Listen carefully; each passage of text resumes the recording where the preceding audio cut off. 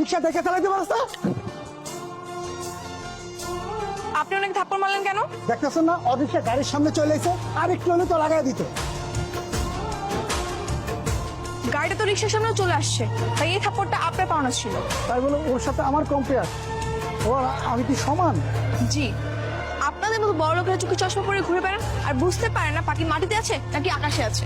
এর জন্য বড় লোকদের আমি একদম দেখতে পারি না। মেয়েটা কিন্তু সুন্দর আছে, আমার ওকে হেভি পছন্দ হয়েছে। মেয়ের ঠিকানা ম্যানেজ করে বিয়ের প্রস্তাবটা পাঠাবো। আমি তো কবির সাক্ষীতে পাঠিয়েছি বিয়ের প্রস্তাবের জন্য।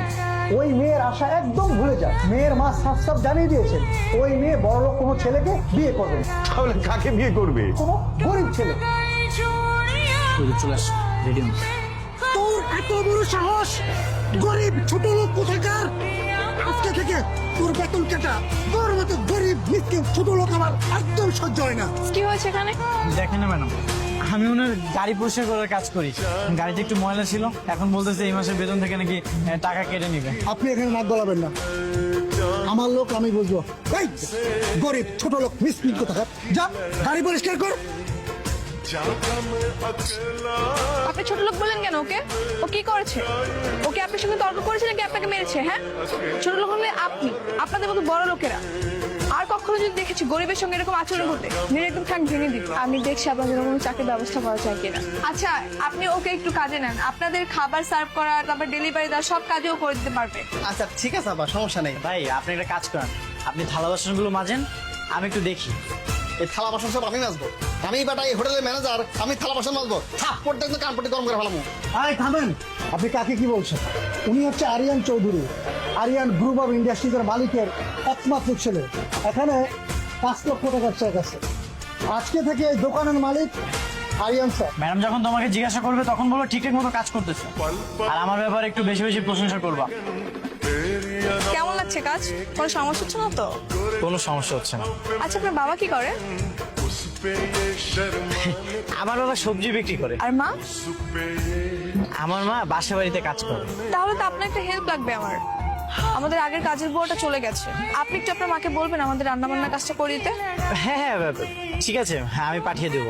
আরে আমি কিভাবে বুয়া সাজবো? হ্যাঁ, আমি কখনো বুয়া কাজ করেছি? ওখানে গিয়ে হবু বেআইন বৌমাকে দেখে আসবে, দারুণ এক্সপিরিয়েন্স হবে। মা তুমি রাজি হয়ে যাও।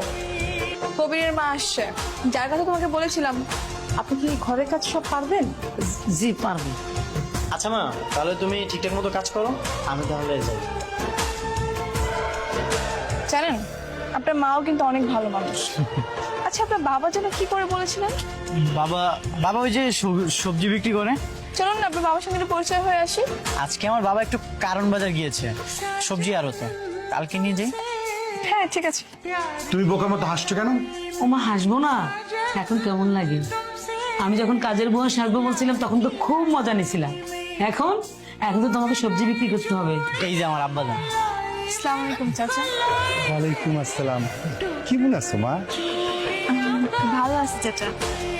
আপনি কি আমাকে আগে থেকে চেনেন নাকি? শুনুন না কেন, তুমি আমার বউরে তোমার বাড়িতে কাম দিছো, আমার এই পোলারের একটা চাকরি দিছো। তোমার নাচি নাকি উপায় আছে? আল্লাহ তোমার মঙ্গল করুক, তোমার সুখের সংসার হোক, ঘর জুড়ে একটা ফুটফুটার সন্তান আসুক। সেই সন্তানের রয়ে আমি যে কি আনন্দ করব। কি রে আরিয়ান, আমি কি খুব বেশি বলে ফেললাম? জি আব্বা যান, আপনি একটু বেশি বলে ফেলছেন। আপনার ছেলের সাথে আমার মেয়ের বিয়ের দিন ঠিক করতে হবে। আমার মেয়ে আপনার ছেলেকে পছন্দ করেছে। এখন যদি আপনি সম্মতি দেন তাহলে আমরা ঘরোয়া ভাবে ছোট্ট করে অনুষ্ঠানটা করতে পারি। আমার বলা তো রাজকা বল, আপনার মাইয়া আমার ঘরে বউ হইব। আমি রাজি, আমি রাজি। কালকে বিয়ে পড়াই দেয়। না না না না না, কালকে কালকে না, কালকে না। আমরা দুজন বসে কথা ঠিক করে আগামী শুক্রবার আমরা বিয়ের দিনটা ঠিক করে ফেলি। আচ্ছা, ঠিক আছে। সারপ্রাইজ দেখ, আমি চলে এসেছি। তোর বর কোথায়? আমার সাথে একটু পরিচয় করিয়ে দে। কেন দেখো নাই? সবাই তো ড্রয়িং রুমে আছে। আর বলিস না, তাড়াহুড়ো করে এসেছি তো, ঠিক মতো খেয়াল করা হয়নি। তোর সাথে গিয়ে পরিচিত হব। আচ্ছা যাচ্ছি। আসসালামু আলাইকুম স্যার, আপনি এখানে? আপনিও আছেন স্যার? ম্যাডাম আপনি? কি ব্যাপার, ওদেরকে এইভাবে রেখেছিস কেন? প্লিজ কিছু নিন না। ম্যাডাম বসুন। মানে? ওহো, তোকে তো বলাই হয়নি। উনি হচ্ছেন আমাদের চৌধুরী গ্রুপের চেয়ারম্যান রাইহান চৌধুরী।